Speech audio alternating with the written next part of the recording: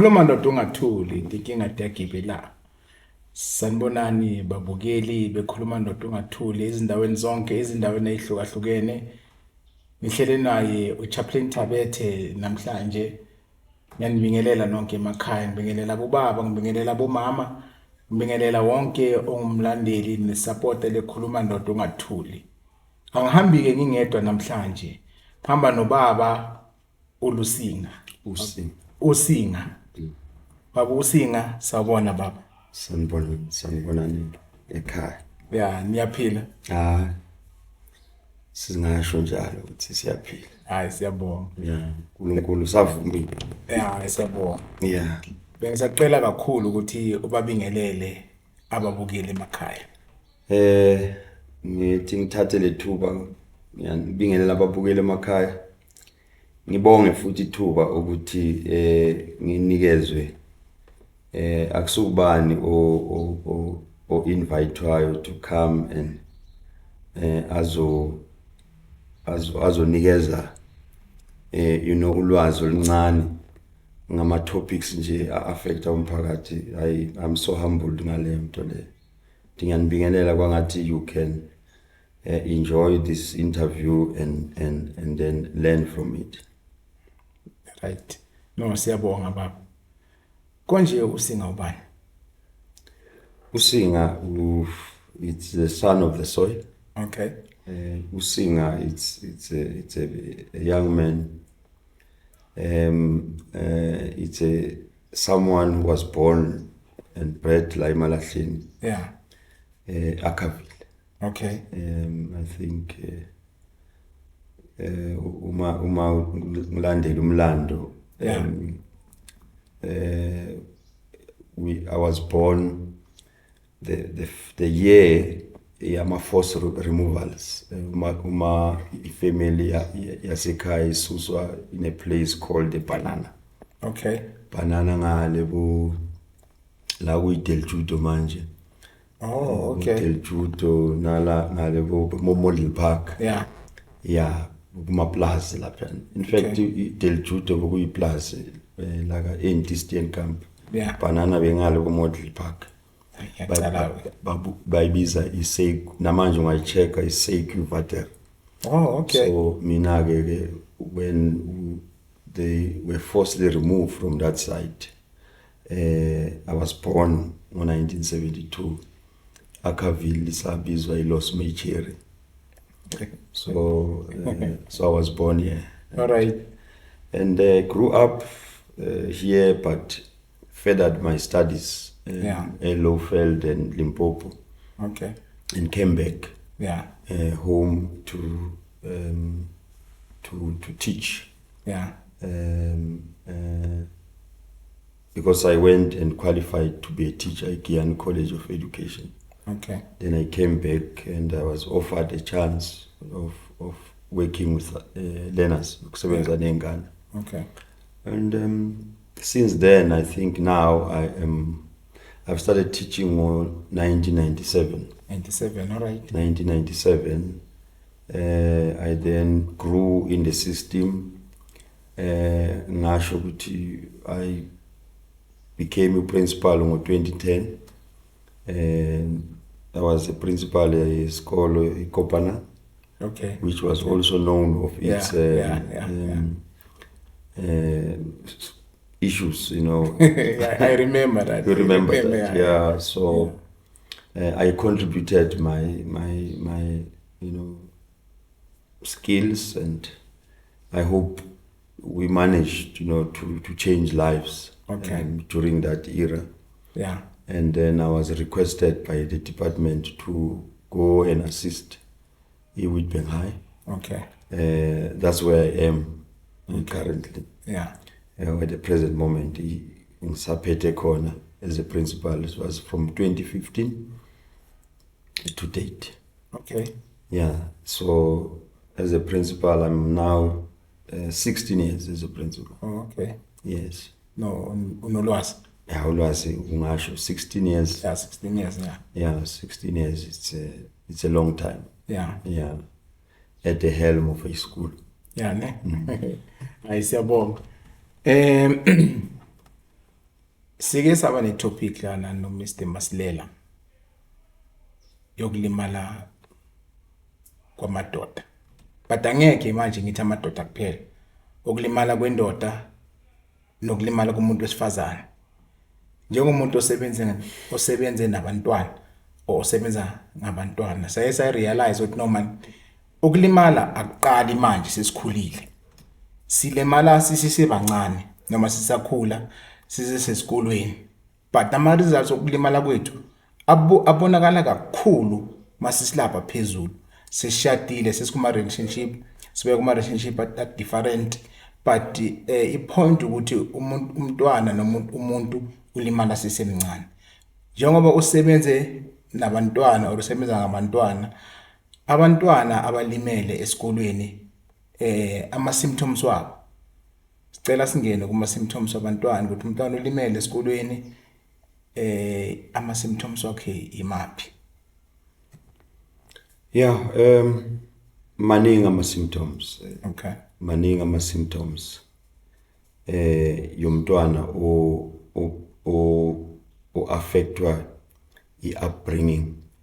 Umntwana ongakhuliseki kahle. Yeah. Umntwana ongana that support. Okay. Edingekayo enganeni. Yeah. Uma ikhula. Anger is one of the symptoms. Anger. Okay. Uba ne anger because when uma bane anger in fact lento icala basesebancane nasema crash. Oh, all right. Nasema crash ubona baloku bakubiza ushaya abanye abantwana. Yeah. These are signs ukuthi things are not well. Okay. Because angeke uzalwe nje wena uzalele ukuzoshaya abantu. No. Yeah, you might have been exposed because uma sizalwa that's what I always tell parents and uma umntwana azalwa. Yeah. Akunalutho la. Yeah. Empty. Yes. Yeah, that's true. There's nothing. Yeah. Whatever ayikhipela ngaphandle. Yeah. Izinto esizifakayo thina asondelane nathi. Okay. Yeah, izinto ezingena la kuye then uma seziphuma ngala anger ziphuma abanye baba reserved abanye baba reserved abanye ku dropa I-performance. Okay. Esikolweni I-performance yakhe idrope uthisha bamangale abanye esikolweni uyalala eclassini. Okay.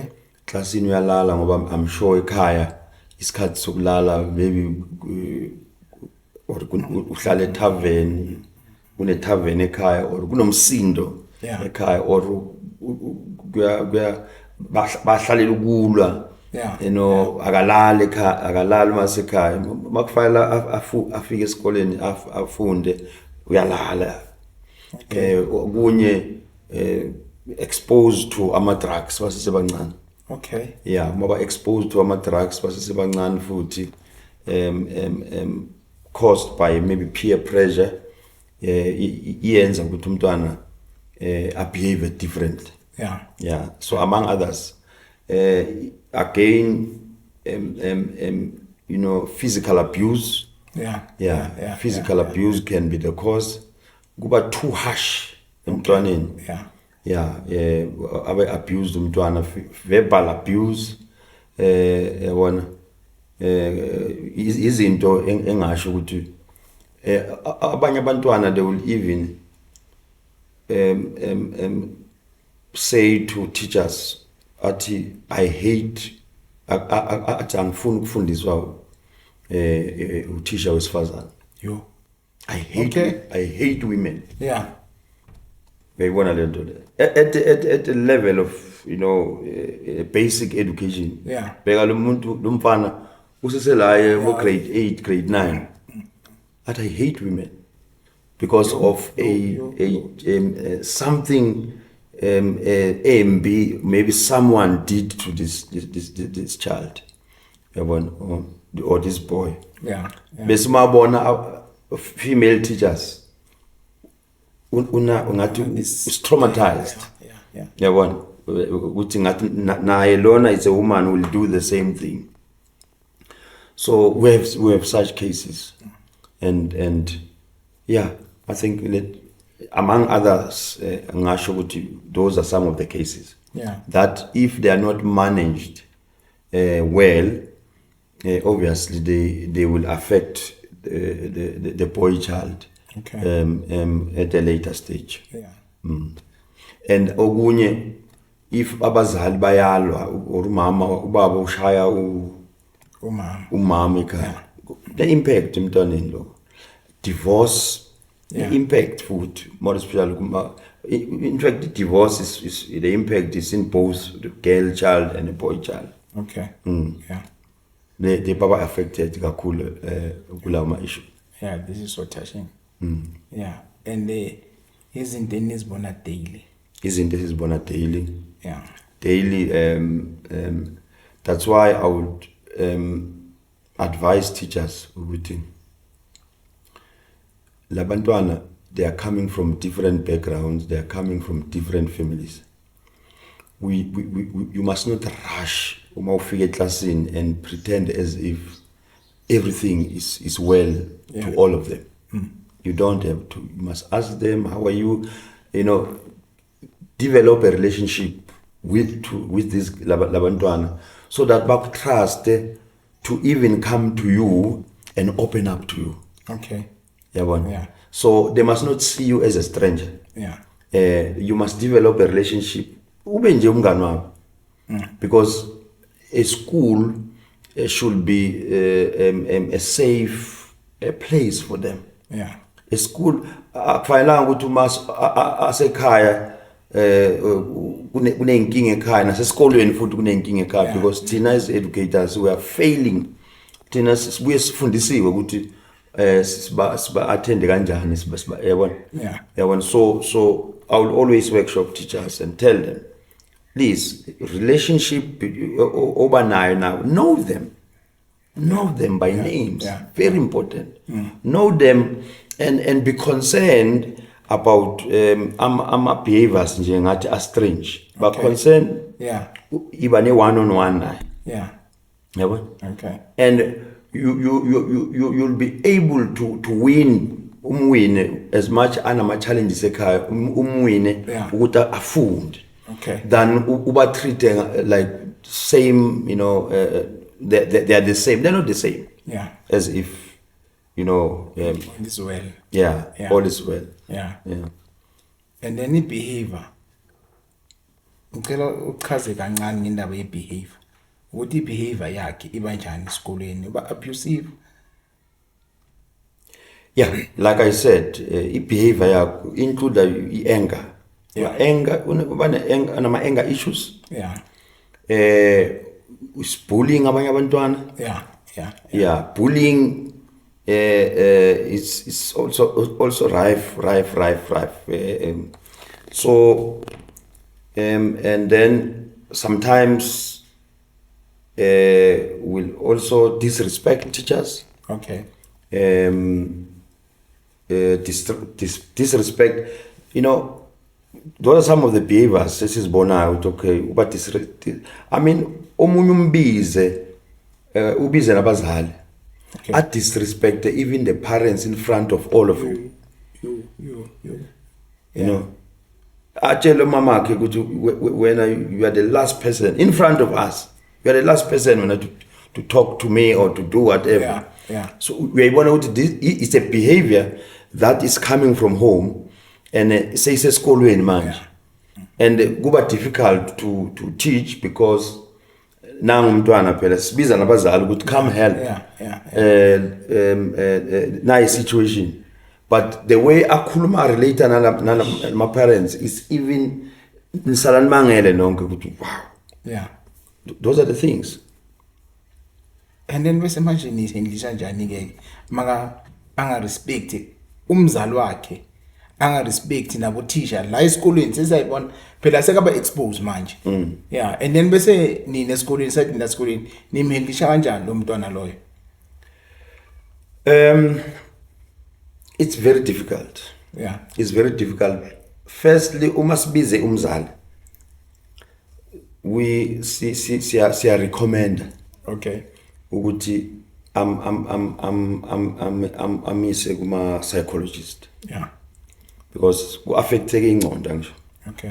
Uma ku affecteke ingqondo, maybe angisho kufanele open up. Yeah. Fanele aphefumule.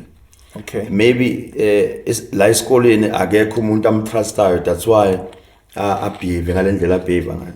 Yeah. Then we'll actually encourage umzali ukuthi mise kuma psychologists, attend ama sessions.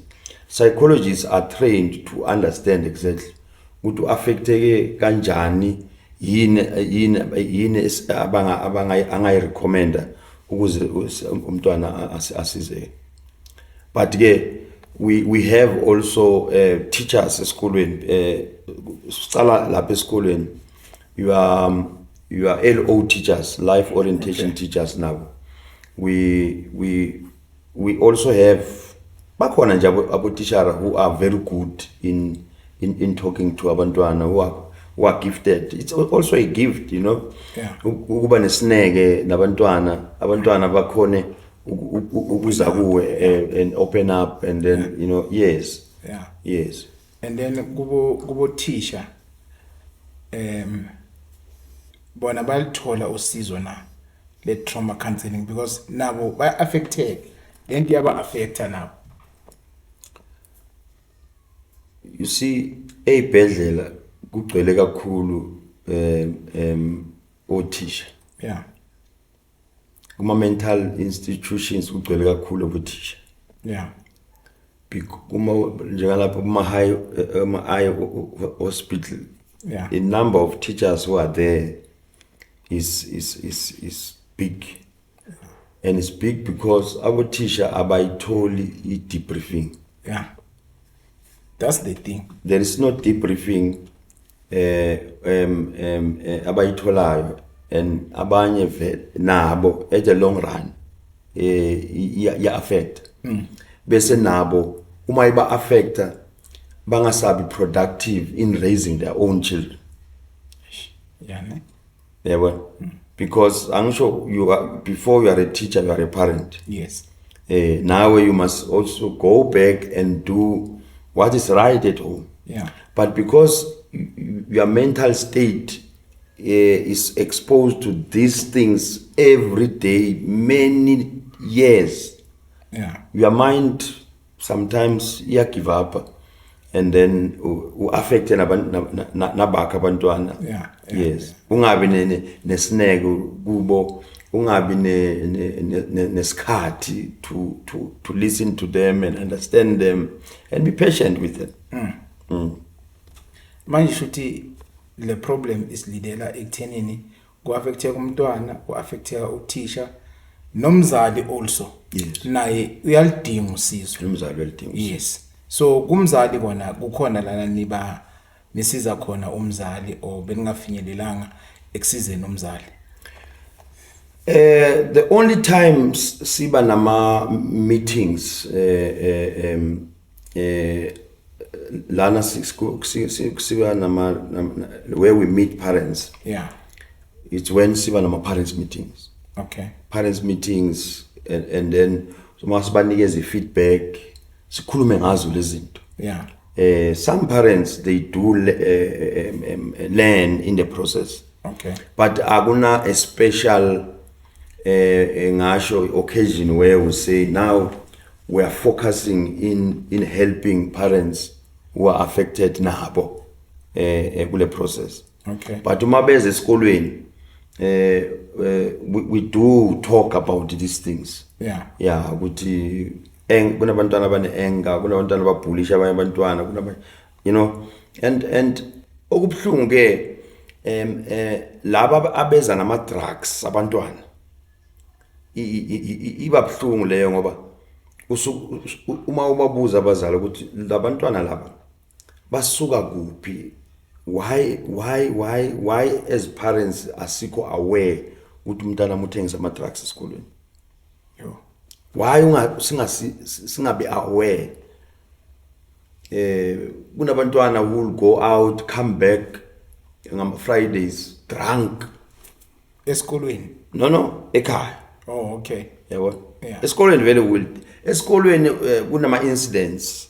Okay. Uma siba ne service sithi ngagcoka uniform. Yeah. Uyofika toilet kune empty yellow utshwala esikolweni.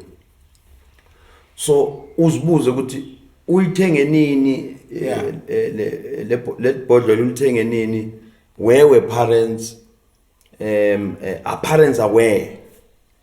Sure. And uma yophuza lo tshwala uma abuyele ekhaya, you understand ukuthi those are the things one is battling to understand ukuthi but kanjani ubuyela kabani. Yeah.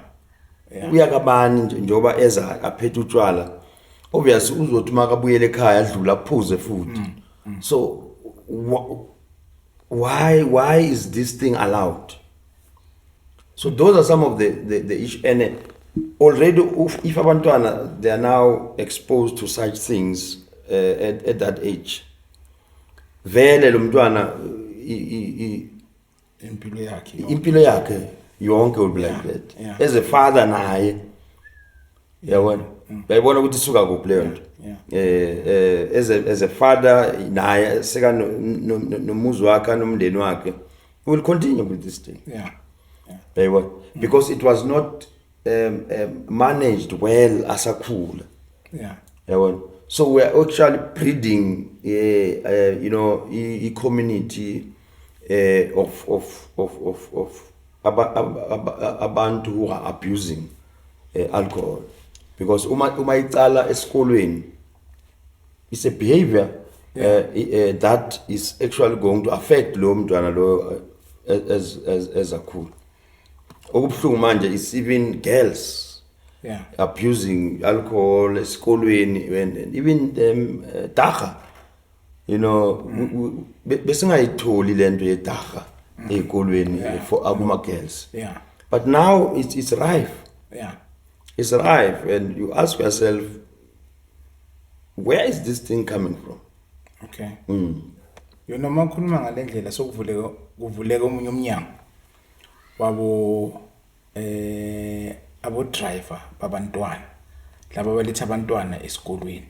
I-role bayidlalayo kulomntwana ingakanani nabo driver, because ngingene kancane last time wathi mangidlula kwesinye isikolo khona lapha eTown, abo driver bahleli lapha uyi Friday baphuza utshwala, bacela ukudrop abantwana, after sebadropile abantwana bona sebaphuza utshwala, and nezinye izingane ngathi besidojile esikolweni zihleli nabo lapha. It's a very painful thing.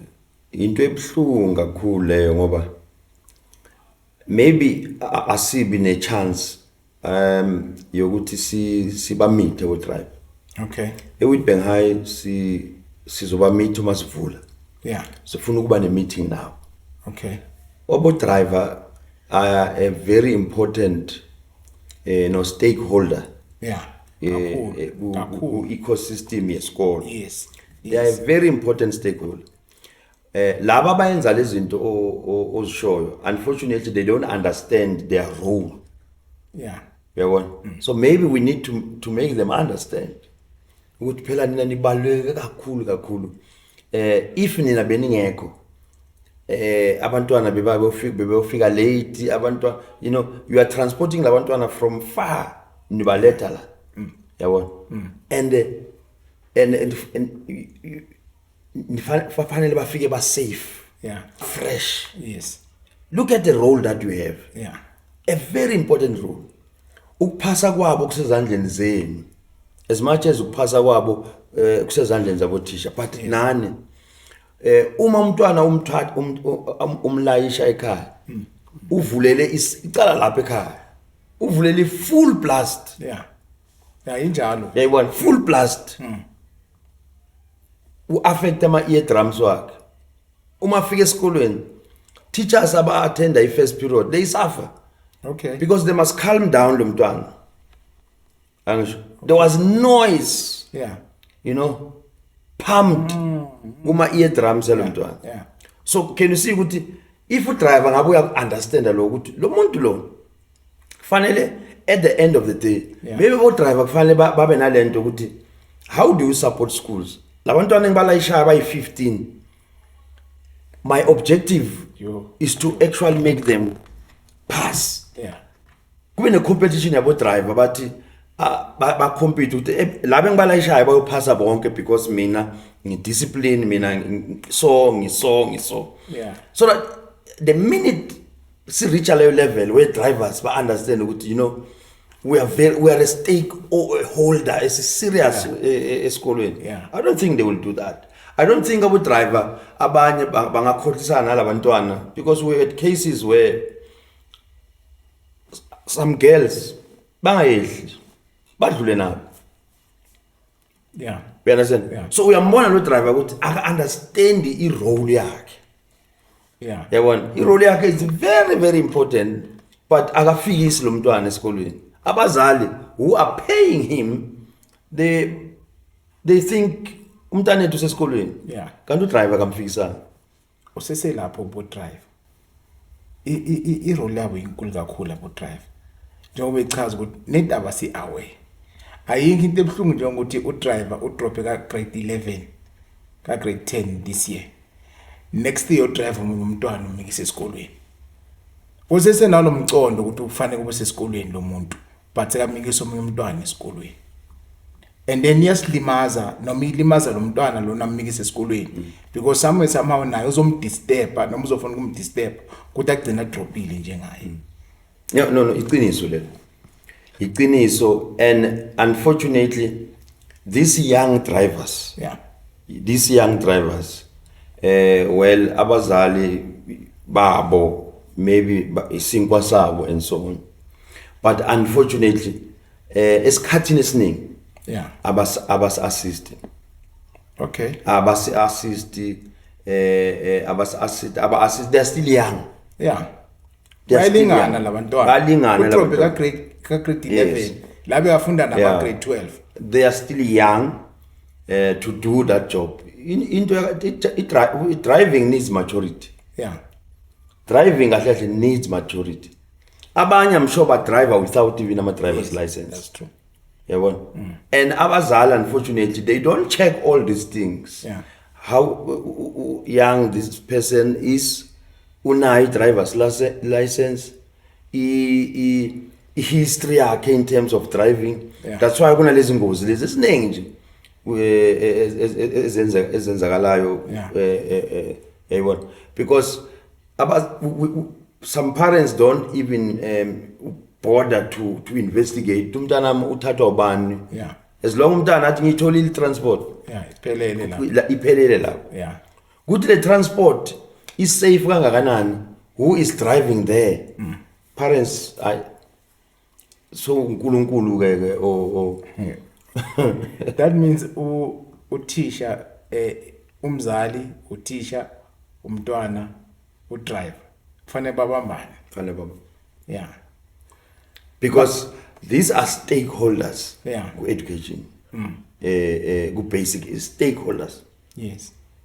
Udriver ubaluleke kakhulu. Hence ngithi yabona if banga understand how powerful and important they are. Izikolo zingazi because teaching can still happen at taxi. Yeah. Emotweni. Teaching can still happen there. Okay. Yeah, because teaching absolutely teaching No, it can even happen there because we believe ukuthi driver second experience uyibonile impilo. Yeah. And akafuni maybe nalabantwana ukuthi ba drop out ba safari yabona bangatholi imisebenzi because uyayibona ukuthi imisebenzi ayikho. Yabona. So if we have drivers who will be saying guys, it's tough outside. It's education. Yeah.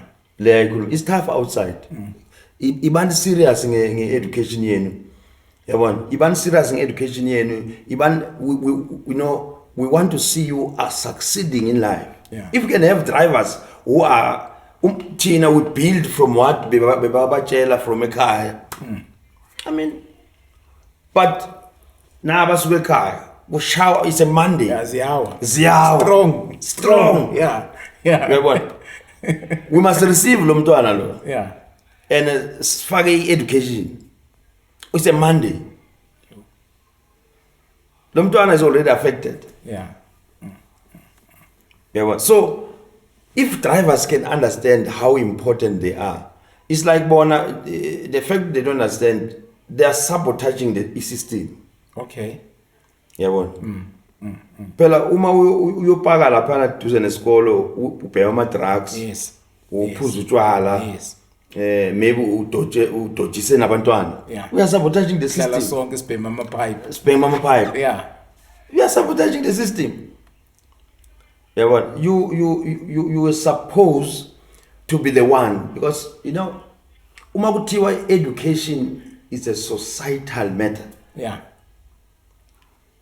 how important drivers are if education is society udriver if ahamba nabantwana laba ahamba nabo lesiclam sakhe Yeah. angabona umunye umntwana maybe angayi esikoleni opposite must be able to stop why ungayi esikoleni Yes. Yes. the driver is part of society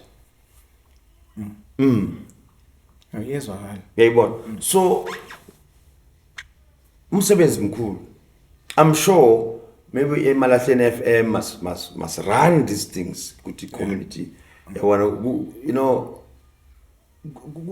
these are programs Yes. community development programs because there is not much ekhuluma kahle nge community development ukuthi yini izinto okufanele sizenze yini izinto okufanele abantwana you know enye into ekhosa futhi ama problems now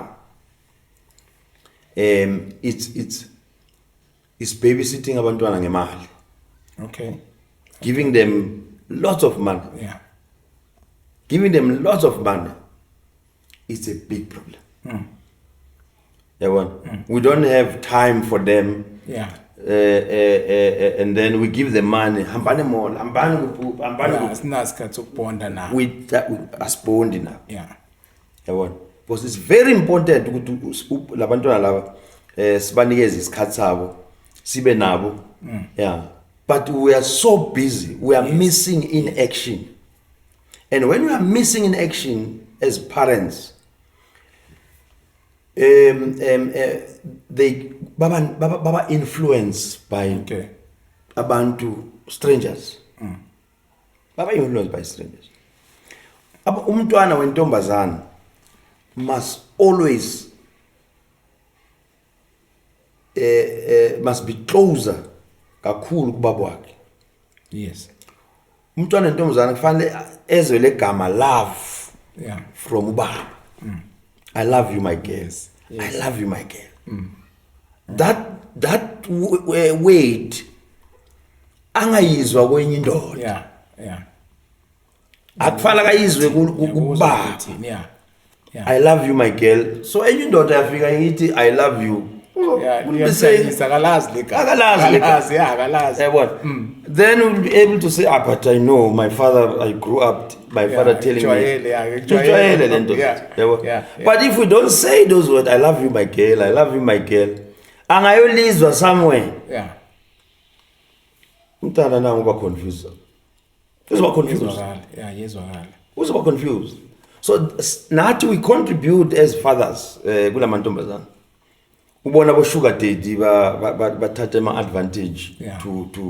to girl children because they bakhuluma lamagama lawa Yeah, lawo singabatsheli wona. lawa singabatsheli wona thina as abobaba Yeah, yezwakala. so it's very important nakhona to say those words regularly Yeah. lingashoni ilanga singabatshelanga siyanthanda Yeah. ngiyakutshela ingcondo yomntwana iprogram eka very but uhlale wena every time awukhuluma la uyalwa Yeah, every time uyathetha every time uyathetha Yeah. awenzanga lokho kuyofika omunye with a soft voice I love Yeah. you every human being Yeah. uyafuna ukutshelwa ukuthi I love you. True. Yeah, kunjalo. That's why even our wives, it's very important to tell your wife ukuthi I love you. Yes. Noma kunjani ukuthi ngoba enye indoda izomtshela ukuthi I love you. Yeah. Ndakalitshwayela. Akalitshwayelanga legama ukuthi Yeah. ukuthi hayi man. Yabona noma if umtshela ukuthi I love you, noma enye indoda engathi I love you hayi. Ndakalitshwayela. Ngijwayele lento. But now kwesinye isikhathi ngakutshela mos ukuthi ngiyakuthanda. Nawo dala ungitshela le gaminyala azingijwayele. No. Maybe the way ulisho ngakhona. Yeah. Yeah. But it's something that you can build on ilo kanje ku the relationship. Ukuthi niyatshelana vele. Yeah. Ukuthi you love each other, you love it. Lingashoni nje la. Yeah. Lingashoni whether wenzani but lingashoni la. It must be everyday thing. Yeah. Yeah. It must not be something ukhuluma after 2 weeks. Imvela kancane. It must not be something. Same applies to this to our children. Yeah. We need to. Yeah. No, into engibonayo kuwe mphathi wami. Into yenzayo uyayithanda. Into oyenzayo ikumavins kuwe. I-topic yethu bokulimala komntwana nokulimala komuntu. But the way u-explaina ngakhona isho esinye isithombe kubabukeli bethu emakhaya ukuthi lento yenzayo yenzanga ngephutha. Awutholanga indlulo wada ngisale enyangeni. Yabona the way u-explaina ngakhona no man. No, yangishaya. Uyabanakelela abantwana bethu. Although thina singeke sikubone ngaleyo ndlela leyo. Sikubone ngathi yabona principal walapho lesi sikolo lesi. Unguboss too much. Yeah, sisho njalo la lokushini style. Principal walapha hayi. No. But the way ukhuluma ngakhona ngiya understand manje. Yes. Unfortunately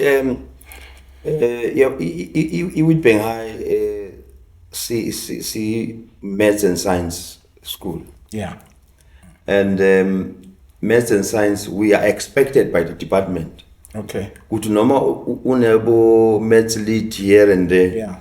But it must be 80% learners doing maths and science. Okay. And ama numbers alapha and to pass abantwana ku maths and science. Yeah, but with all these challenges that we were discussing about, okay, it's not easy. Yeah.